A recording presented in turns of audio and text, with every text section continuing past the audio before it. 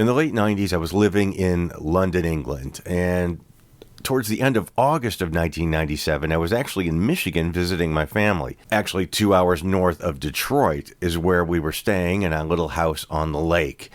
And early in the morning of August 30th, there was a phone call. This is like 2 a.m. And we didn't get phone calls at 2 a.m., especially at this lake house.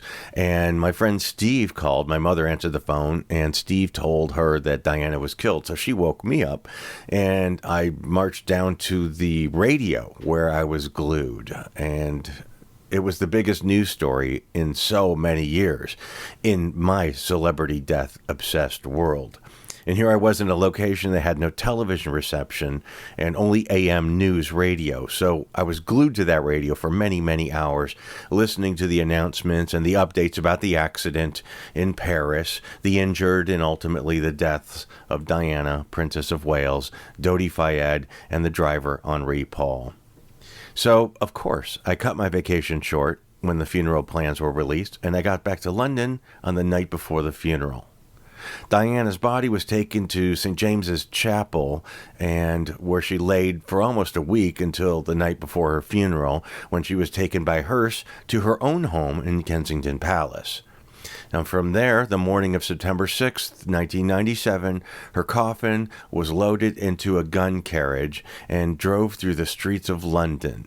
And surrounded by the Queen's guards and the horses pulling the gun, it was like something I'd never seen.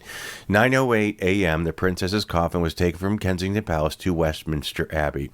Now, I had taken the tube down to Hyde Park and walked over to South Carriage Drive, where I planted myself, and we were surrounded by hundreds of people. It was almost completely silent. I mean, literally hundreds of people. You just heard, feet shifting and maybe, a muffled conversation until Diana's coffin went past, and the silence and the horse clopping on the road and people were weeping.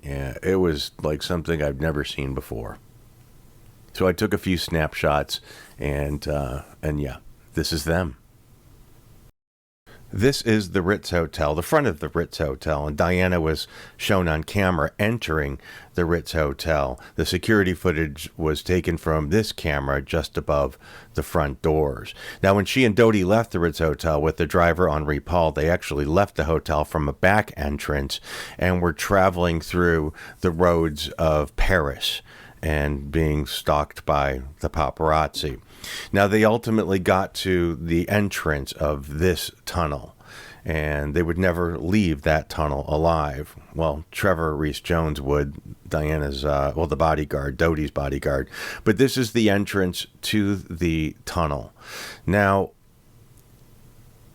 as you could see, there was some traffic there, heavy traffic. It was really... There's a lot of traffic there. This was taken a couple of years after the accident, so you can see the crowd up on top of it. But shortly after the accident, I went there. It was nighttime, and there you are. That's the entrance, and that's what it would have looked like when they entered the tunnel. And here's another photograph that was taken with a flash this time. And it looks like it's empty now, but believe me, the cars fly through this. It was actually quite frightening because you could see that sidewalk on the right.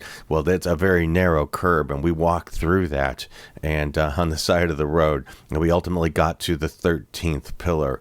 This is shortly after the accident, actually just a couple of months after the accident. So you could see that the tunnel, the pillar was still damaged from the accident. And it was its own little shrine for a while. What sort of really prompted me starting to memorialize this stuff online with findadeath.com, because there's this very simple, basic pillar with a chunk taken out of it. But when I put my hand in that, I thought, well, all that, everything, that all started right here. The madness during that, 2-week period of time. Everything started with that dent, with that crushed pillar. And it's quite moving, really, if you think about it. Now, this is the hospital that the ambulance would have entered through with Diana's body, and ultimately she was pronounced dead. And this is the hospital. And now you will see Diana's death certificate. I don't read French. I had translated this at one point in time, but I don't have that translation any further. But this is Diana's actual death certificate. And when she was brought back to London for the funeral and for burial, this is the certificate of entry of her body being brought back to Britain. Now, Dodi was buried rather quickly in Brookside Cemetery, and I was able to get this. He's ultimately been exhumed from there and taken to the Fayed estate.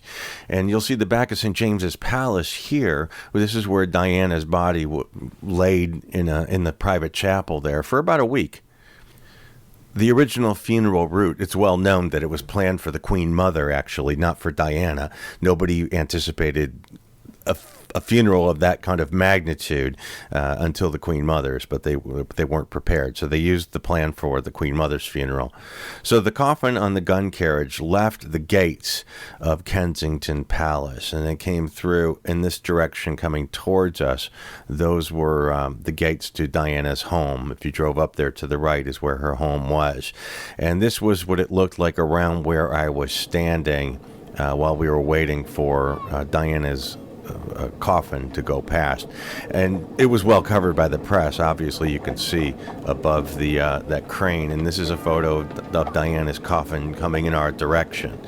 And as I said, it was bizarrely quiet, and they didn't start throwing flowers at the coffin yet. I think that sort of took off when Diana was put in the actual hearse and taken up to Althorpe House, where she was ultimately buried.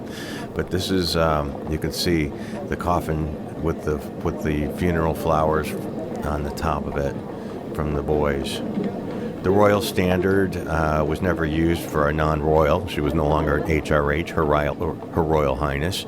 So they modified it with that white stripe around it, so they could use it for Diana and not soil the royal reputation. And there was something. It was really something.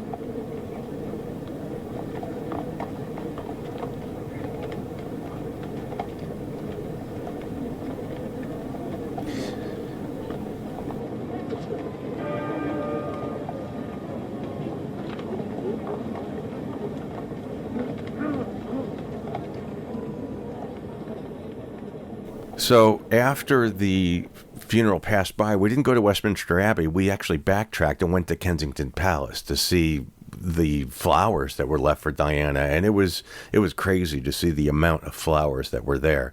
It was, and we walked through Hyde Park because the funeral was being broadcast, and people were, look at that. People were sitting in the park listening and watching the funeral from a distance, and from being broadcast in Hyde Park. It was really something. I keep saying that, but it really was. It was like nothing I'd ever seen before. We'll never see again. And this is the broadcast in Hyde Park.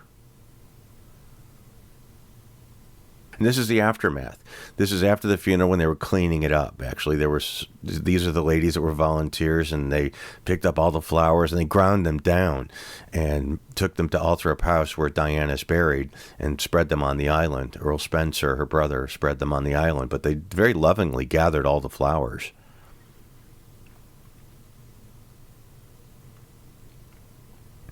And this is Althorpe House, where Diana is ultimately buried on the island. This is her childhood home. This was opened about a year after Diana died. And there's the body of water. Diana's in an island in the middle of this tiny lake, and there's a life ring, which was kind of interesting. That's all, just interesting. And there's a memorial, not where Diana is, but across from where Diana is, near the gift shop. And Diana is actually on the, you take this pathway and you'll get to the viewing point of the island. You can't get on the island, at least you couldn't back then. This was when it first opened. There's the memorial I just showed you, and on the right is the island. And there she is. That's the marker that marks the grave of Princess Diana. Diana, Princess of Wales.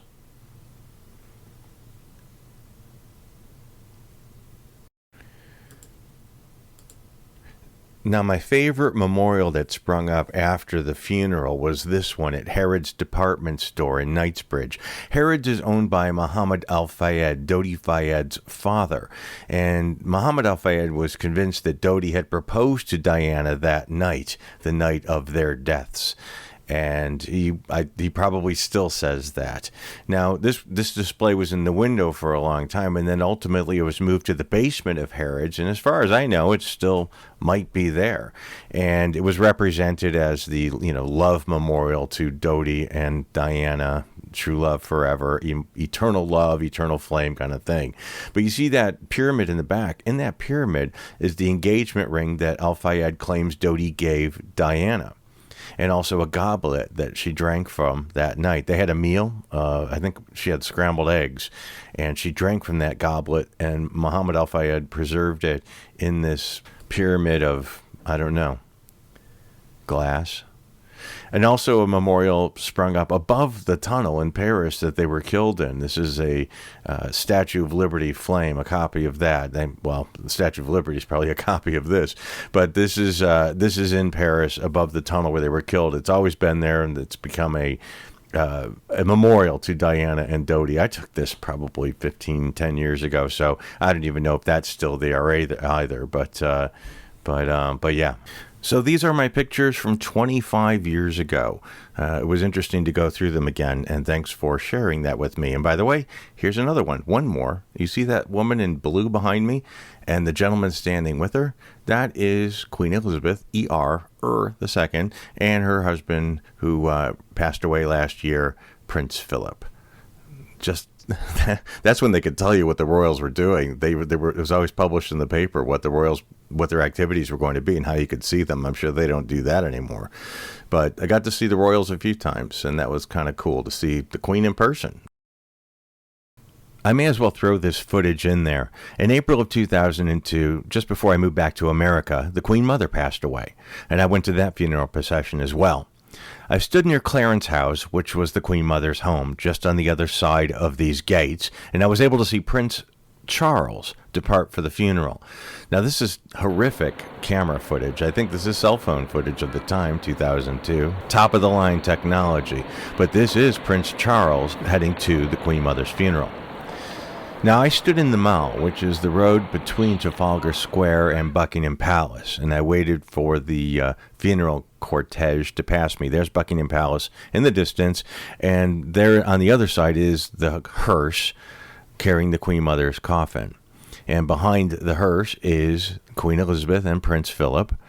Now, I didn't see Princess Anne or Prince Charles. I must have, because I was there, but that's William and Harry looking through the roof of that limousine at the royal flyover. It was a military flyover in tribute to the Queen Mother, and it was pretty impressive. Not by this footage, but it was pretty impressive. And this is the entire funeral cortege passing by. That's the Queen and Prince Philip, probably Prince Charles and Princess Anne and the next ones, and then Harry and William, and then the rest. So that's it. This is my royal funeral special edition, 25 years after Diana. So thank you guys for watching. I'm glad I got to show you these things. It's nice to dust off these photos, and I haven't looked at this video in years. But there you are. Thank you so much for your time. Thank you so much for your attention. God save the Queen. You heard me. If you've made it this far, here's a small bonus.